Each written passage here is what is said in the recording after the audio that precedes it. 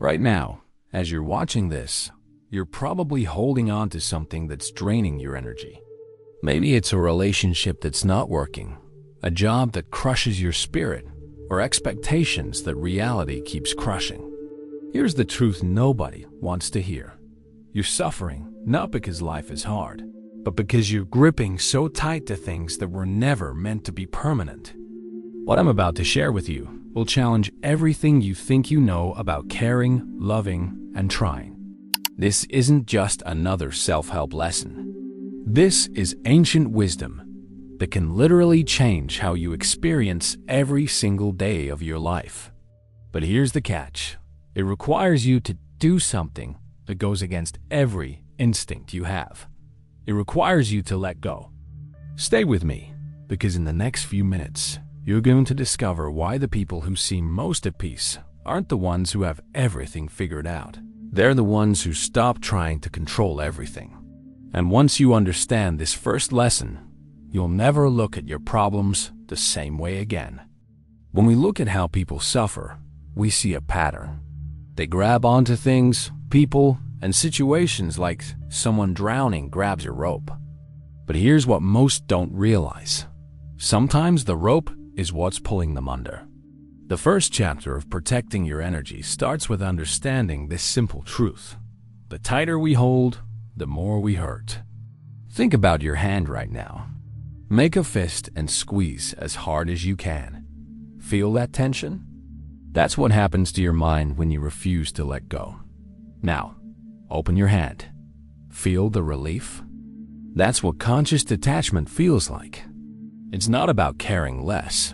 It's about loving without chains. Most people confuse love with need. They think caring means controlling. But real love is like sunlight. It shines freely without demanding anything back. When you love someone but need them to act a certain way to feel okay, that's not love anymore. That's fear wearing love's mask. This fear drains your energy faster than running uphill. The second lesson within this chapter teaches us to spot the difference between what we can change and what we can't. Your thoughts, your actions, your responses, these are yours to shape.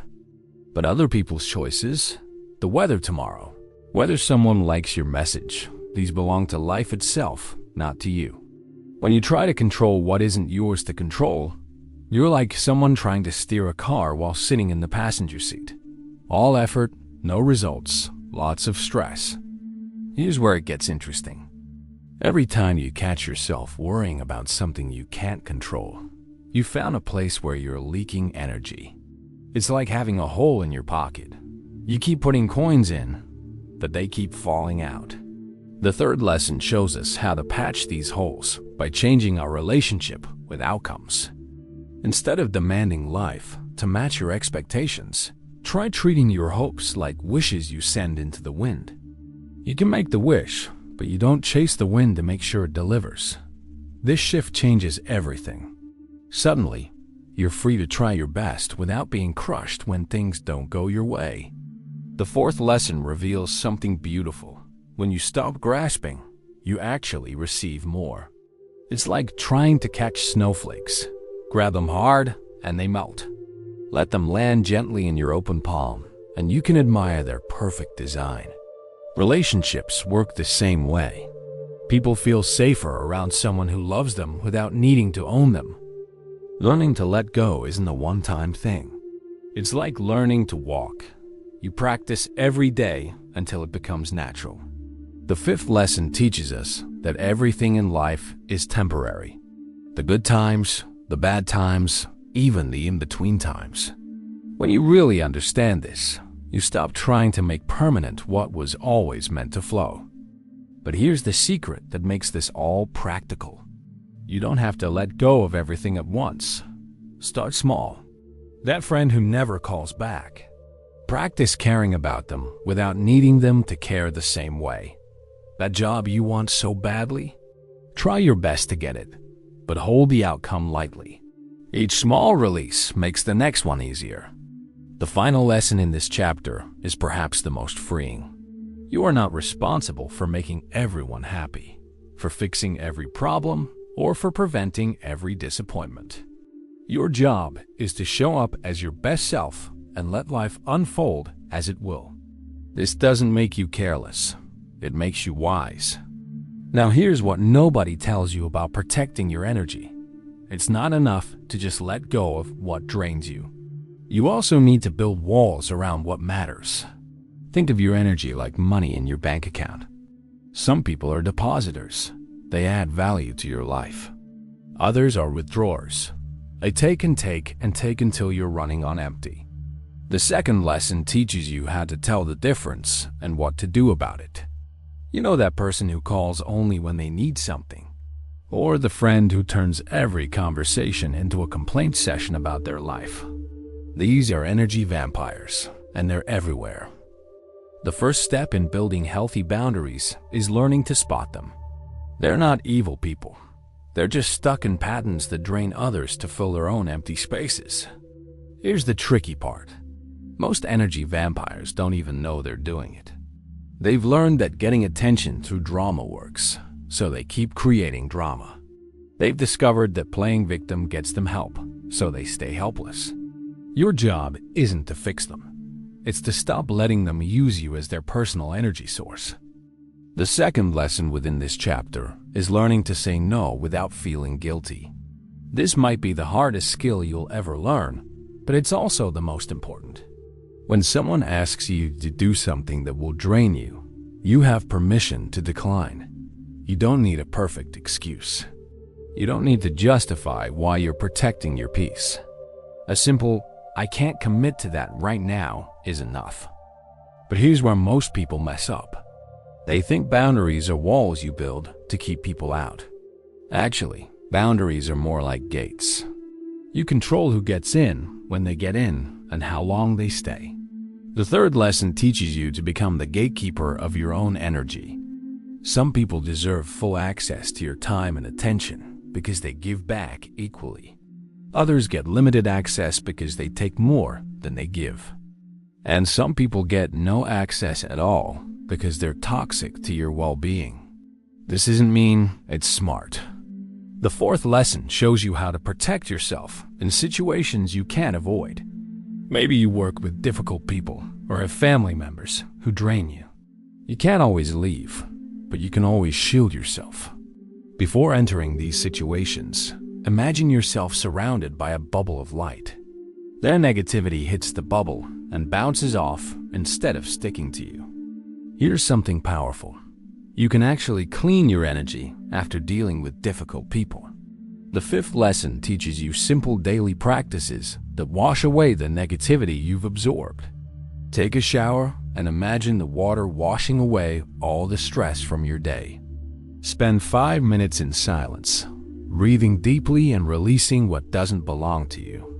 The final lesson in setting boundaries is creating a safe space within yourself. No matter where you are or who you're with, you always have access to inner peace. This space belongs only to you. When the world gets overwhelming, you can retreat there instantly. It's like having a secret room in your mind where only calm and clarity exist. Here's something that will blow your mind. Most of your suffering doesn't come from what happens to you. It comes from how fast you react to what happens to you. The third lesson is about the split second between something occurring and you losing your cool. In that tiny moment lies all your power. Think about the last time someone cut you off in traffic. What happened in your body? Your heart raced, your jaw tightened. Maybe you yelled or honked your horn. But here's the crazy part. The other driver was already gone, yet you stayed angry for the next 10 minutes. You gave away 10 minutes of your peace to a stranger who doesn't even know you exist. The first part of mastering your reactive mind is learning to catch yourself in the act. Most people react so fast they don't even realize they're doing it. It's like sneezing. It just happens. But unlike sneezing, reactions can be controlled once you start paying attention to the pattern. Your triggers are like alarm bells in your system. Someone says something, and instantly you feel that familiar surge of anger, fear, or hurt. The second lesson teaches you to hear these alarm bells without immediately running to put out fires that might not even be real. Maybe that person wasn't trying to insult you. Maybe they're having a bad day. Maybe you misunderstood completely. Here's where it gets interesting. Between every trigger and every reaction, there's a pause. It's so small you usually miss it, but it's there. The third lesson is about finding that pause and making it bigger. In that space, you get to choose who you want to be instead of just reacting like a programmed robot. When someone pushes your buttons, they're actually showing you where you're not free yet. Every strong reaction points to a place where you're still carrying old pain or fear. The fourth lesson teaches you to see these moments as gifts instead of attacks. That person who annoys you so much, they're your teacher, showing you exactly what you need to heal. Now here's the game changer. You can actually train yourself to respond instead of react. A reaction is automatic and usually makes things worse. A response is chosen and usually makes things better. The fifth lesson shows you how to pause, breathe, and ask yourself, what would the wisest version of me do right now? This takes practice. Your brain has been reacting the same way for years, maybe decades. You're essentially rewiring patterns that have become highways in your mind. Start small. When someone texts something that irritates you, don't reply immediately. Wait 5 minutes. Notice how different your response becomes when you give yourself that space. The final lesson in this chapter is about turning your biggest emotional challenges into your greatest strengths. That anger you feel when people are unfair, it can become a powerful force for justice. That fear you have about being rejected, it can become deep compassion for others who feel left out. Every difficult emotion carries wisdom when you stop running from it and start learning from it. Most people are terrified of being alone with themselves. They fill every quiet moment with music, TV, phone calls, or scrolling through social media. But here's what you need to understand. Your relationship with solitude determines your relationship with peace. The fourth lesson teaches you how to transform alone time from something you fear into something that heals you. There's a huge difference between loneliness and chosen solitude. Loneliness feels empty and painful because you're missing connection with others. Solitude feels full and peaceful because you're connecting with yourself. The first part of this lesson is learning to enjoy your own company as much as you enjoy being with your favorite person. When you're constantly around other people or consuming content, you never hear your own thoughts clearly. It's like trying to have a conversation in a noisy restaurant. Everything gets mixed up and unclear. The second lesson shows you how silence acts like a reset button for your mind, clearing away all the mental clutter that builds up during busy days. Start small with this practice. Set aside just 10 minutes each day to sit quietly without any distractions. No phone, no music, no book, just you and the silence. At first, your mind will race with thoughts, worries, and random ideas. This is normal. Don't fight it, just notice it. Think of these thoughts like clouds passing through the sky of your mind. The third lesson teaches you to create sacred moments throughout your day. Maybe it's drinking your morning coffee in complete silence, taking a walk without headphones, or sitting outside for a few minutes before bed. These little pockets of quiet time become like charging stations for your inner battery. Here's something important. You need to protect these quiet moments from the digital world. Your phone, computer, and TV are constantly pulling your attention in different directions. The fourth lesson is about learning when to unplug so you can plug back into yourself. Try keeping your phone in another room for an hour each day and notice what happens. The noise in your head often mirrors the noise around you. When your environment is chaotic, your thoughts become chaotic too. The fifth lesson teaches you how to use meditation as daily mental hygiene. Just like you brush your teeth to keep them clean, you need to clean your mind regularly to keep it clear and peaceful. You don't need a special cushion or perfect posture to meditate. Simply focusing on your breath for a few minutes can quiet the constant chatter in your head. When thoughts come up, don't push them away. Just gently return your attention to breathing in and breathing out. The final lesson in cultivating regenerative solitude is finding your inner temple. This is a place of complete peace that exists inside you, no matter what's happening around you. Even in the middle of chaos, you can close your eyes and access this quiet space within yourself. Here's the hardest truth about helping others. You can't pour from an empty cup. Most good-hearted people burn out because they give and give until there's nothing left of themselves. The fifth and final lesson teaches you how to be genuinely helpful without losing yourself in the process. You've probably been taught that caring means putting everyone else first. That's actually backwards. Think of airplane safety instructions. They tell you to put on your own oxygen mask before helping others. Why? Because if you pass out, you can't help anyone. The same rule applies to emotional and mental energy. The first part of intelligent compassion is recognizing when your helping has turned into enabling. If someone keeps coming to you with the same problem but never takes your advice, you're not helping them. You're helping them stay stuck. Real help sometimes means saying no to someone's request so they can learn to solve their own problems. There's a difference between someone who genuinely needs support and someone who's learned to use others as emotional crutches. The second lesson teaches you to spot this difference. People who truly need help will be grateful, will try your suggestions, and won't make you feel guilty if you can't always be available. People who are using you will get angry when you're not available and keep creating the same crises over and over. Here's something most people never consider. You can care deeply about someone without taking responsibility for their happiness. The third lesson shows you how to separate love from obligation. You can wish someone well, support them when appropriate, and still maintain your own well-being. This isn't selfish. It's sustainable. When you constantly rescue people from their own choices, you rob them of the chance to grow stronger. The fourth lesson teaches you to help people fish instead of giving them fish.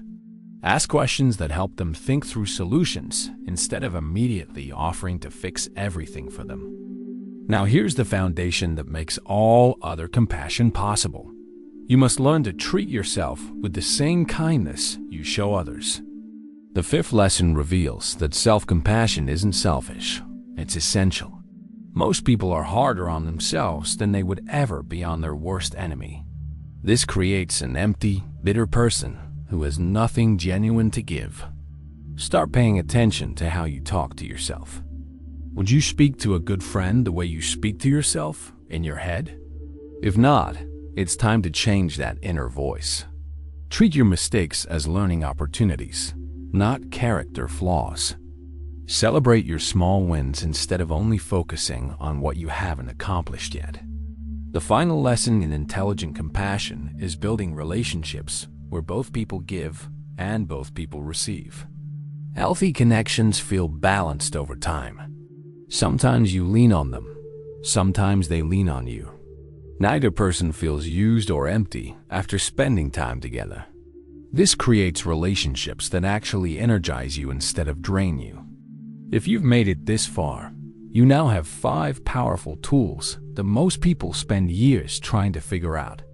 You know how to let go of what drains you, protect your energy with smart boundaries, master your reactions, find peace in solitude, and help others without losing yourself.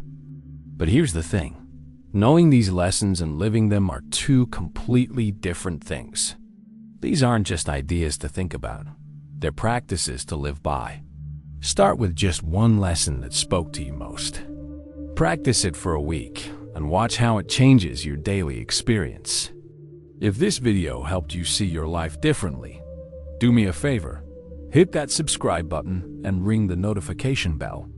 There are so many more ancient wisdom teachings that can transform how you experience each day, and I want to share them all with you.